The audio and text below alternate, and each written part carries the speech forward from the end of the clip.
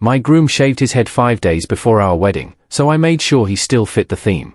Can you imagine planning your dream wedding for 18 months, only for your fiancé to shave his head 5 days before, on a dare? He told me it was just hair and it would grow back. What he didn't know was that I was about to give him a taste of his own medicine, leading to the most disastrous wedding reception imaginable and a shocking truth about our relationship. I'm sitting here at 2 a.m. Can't sleep. And I keep replaying what happened tonight. I'm a fire captain, right? I've pulled people out of burning buildings. I've held pressure on wounds while waiting for paramedics. I thought I was pretty good at handling high-stress situations. Turns out public humiliation hits different. Let me back up. My girlfriend Sloane and I have been together for 3 years. She manages this luxury furniture showroom downtown. The kind of place where a couch costs more than my truck. She's good at it, too. Always networking, always posting about the story behind each piece. Always in the spotlight. I'm more of a background guy. I show up, do my job, go home.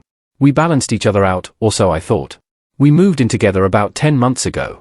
I'm the kind of guy who fixes things, you know. The dishwasher breaks, I fix it. Her car makes a weird noise, I figure it out. She has a rough day at work, I'm there with dinner ready. I drove her to her mom's place 2 hours away every other weekend. I built shelves for her ever-growing collection of design books. I thought we were building something real. Last month, I started thinking about proposing. Nothing crazy, just the next step felt right. We talked about it before, in vague terms. Her friends were all getting engaged. It felt like the natural progression. I spent 3 weeks planning. Sloane has this Italian restaurant she loves, Romano's, where she's always taking photos for Instagram. The lighting is perfect, she says. The owner knows her by name. I figured it would mean something to propose there. Not a flash mob situation, just intimate enough, but with enough people around to make it feel special. A story she could tell. I made the reservation for tonight. Asked for the corner table near the window, the one she always requests.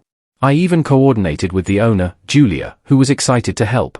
I got the ring 2 weeks ago after basically interrogating her best friend, Tessa, about what style Sloane would want. Platinum band, oval diamond, delicate setting. Cost me 4 months of paychecks. But whatever. It was for the rest of our lives, right? Here's where it gets bad. We got there around 7:30. Sloane looked amazing. She always does. Red dress, hair done, the whole thing. She was in a good mood, laughing, telling me about some client who wanted to ship a dining table to Dubai. The restaurant was busy, but not packed. I waited until after the main course. My hands were sweating. I'm not a nervous guy usually, but my heart was hammering. I stood up, and I saw Sloane's expression shift, like she suddenly realized what was happening. Then I got down on one knee. The restaurant got quiet the way it always does when someone proposes. You could hear the music playing softly in the background. I started my little speech, the one I'd practiced in my truck during lunch breaks. Told her she made me want to be better, that I wanted to build a life with her, that I couldn't imagine my future without her. I opened the ring box. And she laughed. Not like a nervous giggle. A full, loud laugh that echoed off the walls. People turned to look. The couple at the next table froze mid-bite. Then she said it, loud enough for everyone to hear, "You're not my future, you're just, for fun. Don't try to trap me with a ring." I'm not exaggerating. Those were her exact words. The restaurant went completely silent. Even the music seemed to cut out, though that might just be how I remember it. Julia, the owner, was standing there with a dessert menu, mouth open. Some guy at the bar looked like he wanted to disappear into his drink. I stayed down on one knee for another second, processing what I just heard. Then I stood up, closed the ring box. I don't know where it came from, but I just felt empty. Not angry, not sad, just blank, like someone hit the off switch. I smiled at her. Yeah, that makes sense. She had the audacity to be shocked at my reaction. What? I cut her off by calling the waiter over. I paid the entire bill in cash, left a 40% tip because none of this was their fault, and walked toward the door. Sloane was still sitting there, looking confused now instead of amused. She caught up to me in the parking lot, suddenly angry. Are you seriously leaving? I remember my exact response because it felt like someone else was saying it. You wanted casual. I'm matching the energy. Got in my truck and drove home. She tried calling 4 times on the drive. I didn't answer. When I got back to our apartment, I set the ring box on the kitchen counter like I was setting down my keys. Sloane texted saying she was going to Tessa's place to process and not to wait up. Fine by me. I didn't cry. I didn't punch anything. I didn't post some dramatic status update. I just stood there for a while, then opened a beer, and now I'm here telling you guys about it. I don't even feel heartbroken. I just feel like someone reached in and flipped a switch to off. Is this normal, to feel nothing? I've seen guys at the station go through breakups and they're usually a mess. I'm just numb. Anyway, that's my night. I guess I'm single now and I've got a $7,000 ring sitting on my kitchen counter. The night I posted, Sloane came home around midnight. I was in bed already, not sleeping, just staring at the ceiling. She came into the bedroom and tried to talk. Said she didn't mean it like that and I was overreacting. I just said I was tired and rolled over. She stood there for a while, then left. Next morning, I got up early for my shift. I've been pulling extra hours at the station, partly because we're short-staffed, partly because I don't want to be home and be in the same space as her. When you're casual with someone, you don't rearrange your life around them, right? Here's where I started implementing what you guys suggested, boundaries. I stopped doing all the little things I used to do. No more good morning texts. No more asking about her day. No more surprise coffee runs. No more fixing things around the apartment. When she texts me, I respond, but it's minimal. Cool. Okay. Can't. I'm working. That kind of thing. At first, she didn't seem to notice. She was still texting me like normal, sending memes, complaining about clients, asking what I wanted for dinner. I kept my responses short and polite, factual, the way you text a roommate you barely know. By day 3, she started asking what was wrong. You seem distant. Are you mad at me? I told her I wasn't mad. I was just keeping things light. Her words, not mine. She didn't like that answer, but couldn't do anything about it either. Day 4 was when she changed tactics, started posting Instagram stories. One was a quote about freedom over pressure with some aesthetic sunset background. Another was choosing myself with a photo of her at the showroom looking contemplative. Her friend Tessa was all over the comments with stuff like, Queen Energy, and you deserve someone who gets it. I didn't like or comment on any of it. Didn't even watch the stories, honestly. But people sent me screenshots asking if we were okay. I just said we were figuring things out. The weird part started earlier this week. I go to the gym near the station every Monday, Wednesday, and Friday morning before my shift. Always the same time, 5:30 a.m. Guess who showed up Wednesday at 5:30? Sloane, at a gym she's never been to before. 20 minutes from her work, nowhere near her usual route. She acted surprised to see me. Oh my God, what are the chances? The chances were 0.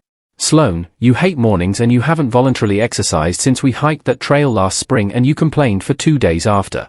She tried to chat. I kept my headphones in, nodded politely, went about my workout, left before she did. Thursday afternoon, I grabbed coffee at this place I go to sometimes during shift breaks. It's not Instagrammable or trendy, just a regular coffee shop where the coffee is good and the barista knows my order. I was sitting there reading a report when Sloane walked in, acted shocked to see me again. This time I called it. You tracking my schedule now? That's not very casual, you know. She got defensive. Said she was just in the neighborhood. The neighborhood that's a 15-minute drive from her showroom in the opposite direction of her usual errands. Sure. Last night was the most concerning. I was home for once, heating up leftovers when she came home from work. She tried to be all domestic, asking if I wanted her to cook something, suggesting we watch that show we'd been following. I told her I was good. I'd already eaten and I had to review some training materials. She got upset then, like actually upset, not the fake concern from before. Why are you being like this? She said. We need to talk about what happened. I stayed calm.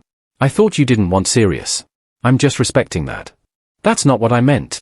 Then what did you mean, Sloane, because you said it pretty clearly in front of a room full of people. She didn't have an answer for that, just stood there opening and closing her mouth like she was trying to find words that would make it make sense. Eventually, she went to the bedroom and slammed the door. The thing is, I'm not trying to punish her. I'm not playing games. I'm genuinely just done giving more than I receive. If this is casual, then it's casual. I'm not bending myself into shapes to fit her aesthetic anymore. But here's the wild part. I got a text this morning from her younger sister, Bree. We've always been cool. She's straightforward and doesn't do drama. The text said, we need to talk, but not at your place. I don't know what that means, but I'm meeting her tomorrow after my shift. She said she has information I need to hear. So, yeah, that's where things stand. I'm not falling apart. I'm not begging her to reconsider. I'm just living my life. And apparently, that's making her crazy. Someone in my last post said that when you stop playing their game, they lose their mind because they lose control. I'm starting to see what you meant. I need to write this down while it's fresh because I'm still processing what the hell I just learned. Met with Bree yesterday evening at a coffee shop across town. Nowhere near either of our usual spots. She looked uncomfortable, which isn't like her. Bree's normally the most direct person I know. Tells it like it is. Doesn't sugarcoat anything. She got straight to it. What Sloane did at Romano's wasn't spontaneous. She and Tessa planned it. I'm going to transcribe this as accurately as I can remember because it's important. According to Bree, about 2 weeks before I proposed, Sloane told Tessa she thought I was going to propose soon.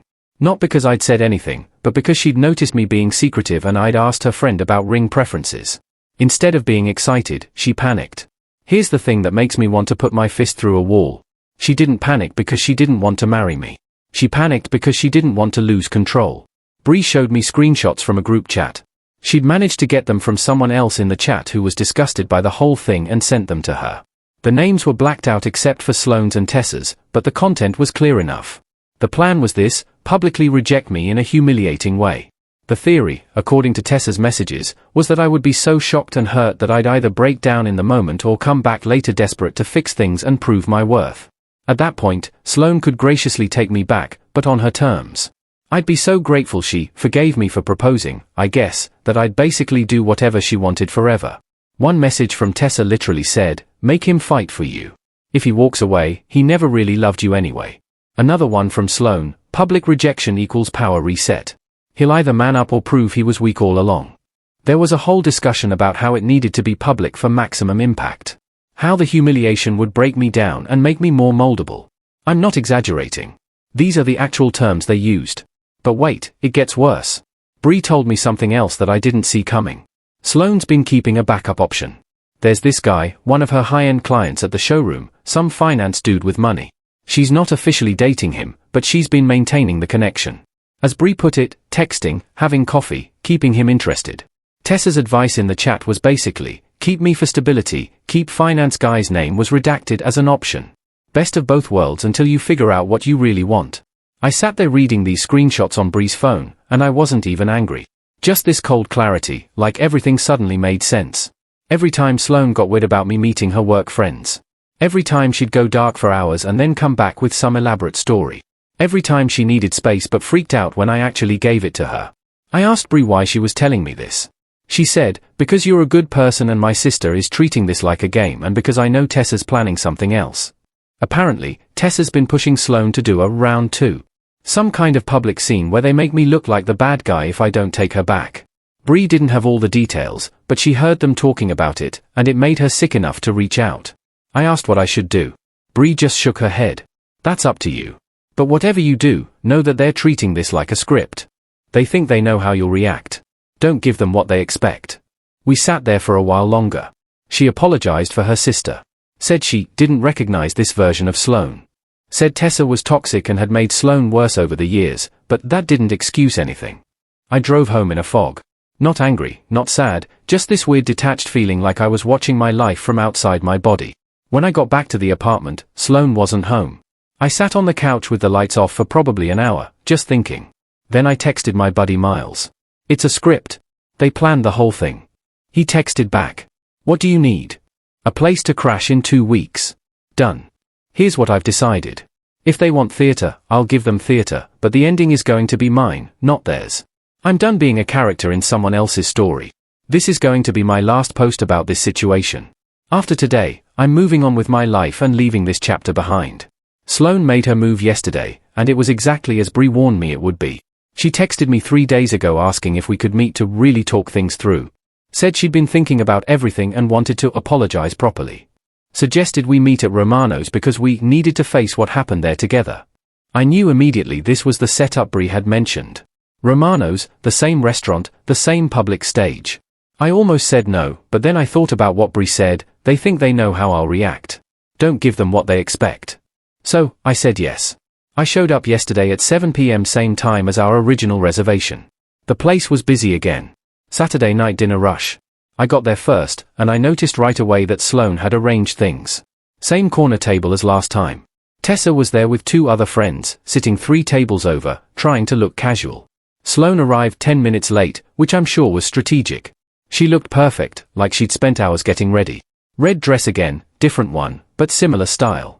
She hugged me when she sat down, something she hadn't done in 2 weeks. I kept my arms at my sides. We ordered drinks. She started talking about how she'd been processing and working on herself and realizing what matters. Very Instagram caption energy. I just listened, drinking my water, not really reacting. Then halfway through her main course, she did it.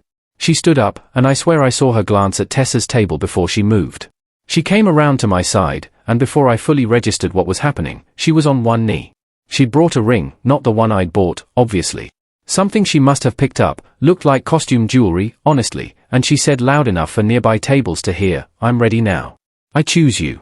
Please give me another chance." The restaurant got quiet again, just like last time. People were watching. Tessa had her phone out, probably recording. Julia looked mortified behind the bar. I could see the trap clearly. If I said no, I'd be the cold-hearted guy who rejected a woman's heartfelt apology. If I said yes, I'd be right back where she wanted me, grateful, subordinate, controlled. I didn't get angry. Didn't raise my voice. I just said clearly and calmly, "Get up, Sloane." She stayed kneeling, confused. "What? This isn't real. You don't love me, so just get up." People were definitely listening now. I saw a few heads nod. Sloane's face went from confused to mortified. Tessa started to stand up, probably to run interference, but I wasn't done. I pulled out my phone, opened up the screenshots I'd taken of the group chat messages, set my phone on the table facing Sloane so she could see the messages about power reset, the messages about making him fight. I kept my voice level. "This isn't an apology, Sloane. I already knew it. I knew everything. You don't like that I stopped playing along with your game, so you need a storyline to take me back. To turn me into you can control for the rest of our life." Tessa was at our table now, trying to take control. Started going off about how I was toxic and manipulative and punishing Sloane for having feelings. Some deflection about how I was making her grovel. I cut her off. Casual was what she asked for. I just delivered what was ordered. That's when I made the decision to be done with the whole thing. I picked up my phone, put it in my pocket, and stood up. Dropped $40 on the table for my half of what we'd ordered. Looked at Sloane, who was still kneeling there, looking lost. "You don't have to explain. I get it. You need a spotlight. But I'm done being part of the show." I walked out. This time, she didn't follow me to the parking lot. My phone started blowing up before I even got to my truck. First from Sloane, then from Tessa, then from numbers I didn't recognize. I turned it off for the drive home. By the time I turned it back on an hour later, Sloane had posted some long story about how I'd humiliated her and refused to let her apologize and made her into the villain when she was just trying to love me. But here's the thing that made me smile. For the first time in 2 weeks, Bree had commented, just one sentence, "There are screenshots. There was a plan. There was a script." That's all she said, but it was enough. The post came down within 20 minutes. Tessa locked her account. A few of Sloane's friends who'd been at Romano's started backing away from the situation. I slept at Miles's place last night. Didn't want to deal with the aftermath. This morning, I went back to the apartment while Sloane was at work and grabbed my essential stuff. Left a note saying I'd be back for the rest before the lease is up and that we could communicate through text about logistics. This afternoon, I stopped by Romano's and apologized to Julia for turning her restaurant into a drama stage twice. She actually laughed and said, "The second time you handled it like a boss. First time too, actually. That girl was always trouble." So that's it. I'm crashing at Miles's place for now, looking at apartments, focusing on work.